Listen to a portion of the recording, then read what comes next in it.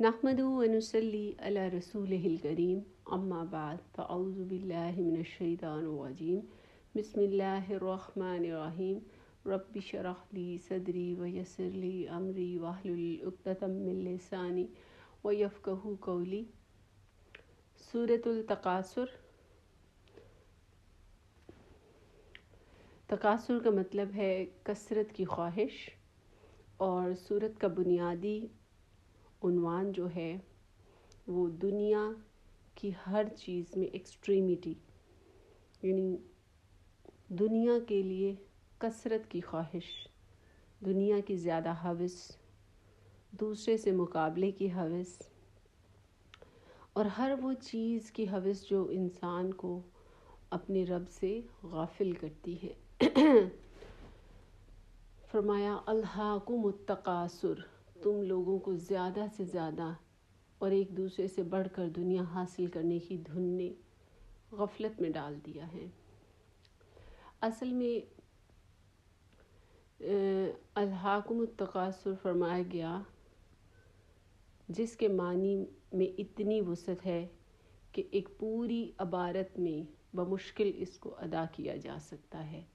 अल्हाकुम लहू से है जिसके मानी गफलत के हैं, लेकिन अरबी ज़ुबान में ये लफ्ज़ हर इस शुगल के लिए बोला जाता है जिससे आदमी की दिलचस्पी इतनी बढ़ जाए कि वो इसमें मुनहमिक होकर दूसरी अहम तर चीज़ों से गाफिल हो जाए।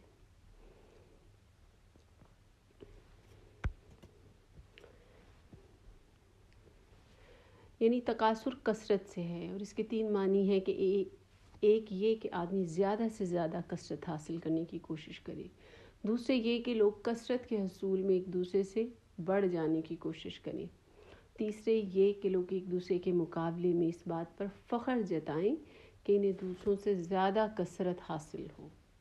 यानी तीन तरह की कसरतें, ज़्यादा से ज़्यादा कसरत, कसरत के हसूल में एक दूसरे से आगे बढ़ने की कोशिश, और फिर उसके मुकाबले में इस बात पर फ़ख्र जताएं कि वो दूसरों से ज़्यादा कसरत हासिल कर चुके हैं। अब ये दो लफ्ज़ हैं बहुत मुख्तसर से, जिन्होंने हमारी ज़िंदगी के बहुत से पहलुओं को समेट लिया है। इसीलिए ये एक मोजज़ाती कलाम है। ये कुरान जो है ये अपने अंदर इतनी तासीर और इतनी गहराई रखता है कि जितना आप इससे समझते हैं, इसके करीब जितना इसके करीब जाते हैं, ये पूरा का पूरा अपने अंदर इंसान को समा लेता है, एक समंदर की तरह जिससे बाहर आना फिर नामुमकिन है। और ये दो अल्फाज ज़िंदगी की वो तस्वीर कुशी कर रहे हैं जो कि बड़ी बड़ी किताबें, बड़े बड़े फ़लसफ़ादान नहीं कर सकते, कि अल्हाकुमुत तकासुर, हर वो चीज़ जो इंसान को ज़्यादा के हसूल से की तरफ राग़िब कर दे और अपने रब से गाफिल कर दे। और जितना जितना इंसान इस दुनिया में इन्वॉल्व होता है या दुनिया में मशगूल होता है, वो अपने रब से गाफिल होता चला जाता है। और फिर फरमाया हत्ता ज़रतुमुल मकाबिर, यहाँ तक कि इस फ़िक्र में तुम लबे गोर तक पहुँच जाओगे।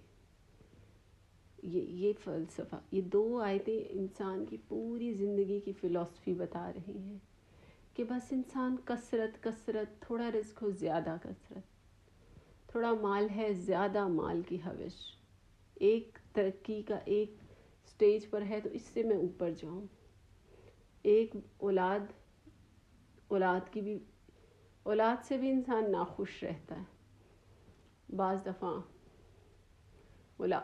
औलाद की कसरत तो बाइस नेमत है, लेकिन इसके बावजूद जो अल्लाह की तरफ से तो बाइस नेमत है, लेकिन इंसान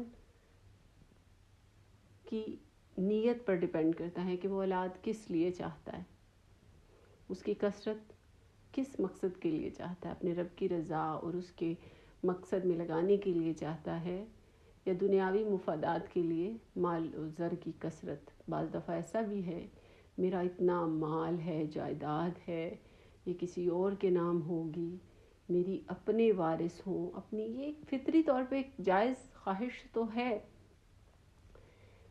لیکن اولاد کو اگر انسان اس لیے اس میں کثرت چاہے کہ امت محمدی میں کثرت کا باعث ہے، اللہ کے دین میں کی تبلیغ میں برکت کا باعث ہے نیک اولاد، تو اس کے الگ پہلو ہیں. اور اگر وہ صرف دنیا کے ہوس اور مال اور جائیداد کو سمیٹنے کے لیے اولاد کو چاہتا ہے تو وہ ایک الگ معنی رکھتا ہے. تو یہ 2 آیتیں زندگی کا پورا خلاصہ بیان کرتی ہیں کہ انسان بس جہد میں لگا ہوا ہے. کلا سوف تعلمون، ہرگز نہیں، ان قریب تم کو معلوم ہو جائے گا. ہرگز نہیں، ترقی اور کامیابی نہیں ہے. یعنی یہ جو سٹینڈرڈز انسان نے اپنے لیے سیٹ کیے ہیں، مال کی ہوس کی کثرت،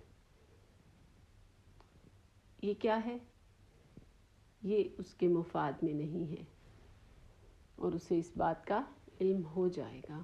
یہ سن لو کہ ہرگز نہیں، ان قریب پھر سے، ثم کلا سوف تعلمون، کہ تم جان جاؤ گے، تمہیں معلوم ہو جائے گا. کلا لو تعلمون علم الیقین، ہرگز نہیں، اگر تم یقینی علم کی حیثیت سے اس روش کے انجام کو جانتے ہو تمہارا یہ طرز عمل نہ ہوتا. اب یہ آیت کلا، ہرگز نہیں، کاش، تعلمون، کاش کہ تم جانتے ہوتے، علم الیقین، وہ علم جو کہ حقیقت پر مبنی ہے، یعنی جو حق علم ہے، جو یقینی علم ہے. آیت مبارکہ ایک تو انسان کی لا علمی کی طرف اشارہ کر رہی ہے کہ انسان اصل علم سے غافل ہے. انسان جس مقصد کے لیے اپنی جہد لگاتا ہے وہ اس کا اصل علم نہیں ہے. اور کاش کہ تم علم یقین کو جان جاؤ. جب تم علم یقین کو جان جاؤ گے تو تمہیں پتہ چل جائے گا کہ اس کا اصل مقصد کیا ہے. لا تراون الجحیم، تم دوزخ دیکھ کر رہو گے. یعنی انسان کی غفلت جو ہے اور دوری جو ہے وہ کیا ہے؟ ایک دن اسے دوزخ کے دروازے پر لے جا کر رہے گی. اسی طرح حدیث مبارکہ میں آتا ہے کہ انسان کہتا ہے کہ میرا مال، میرا مال. پھر فرمایا کہ اللہ عز و جل فرماتا ہے کہ اے ابن آدم، تیرا مال تو وہی ہے جو تو نے کھایا اور ختم کیا، یا پہن کر بوسیدہ کر دیا، جو صدقہ کر کے آگے بھیجا.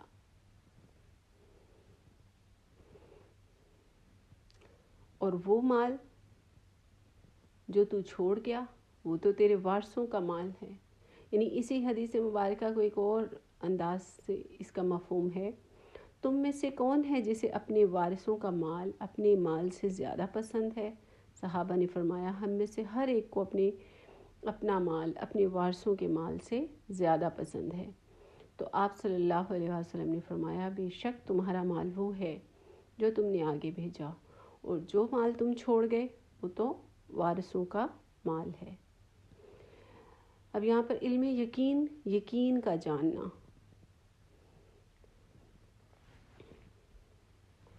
پھر فرمایا ثم لا تسألن یومئذ عن النعیم، لا تسألن، تم پوچھے جاؤ گے. کیا پوچھے جاؤ گے؟ لا تسألن، ضرور تم سے پوچھا جائے گا. یعنی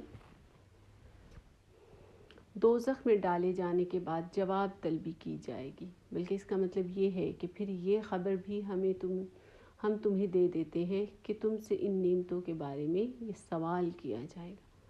لا تسألن. اسی طرح متعدد احادیث میں رسول اللہ صلی اللہ علیہ وسلم نے یہ بات منقول کی ہے کہ اللہ تعالیٰ نے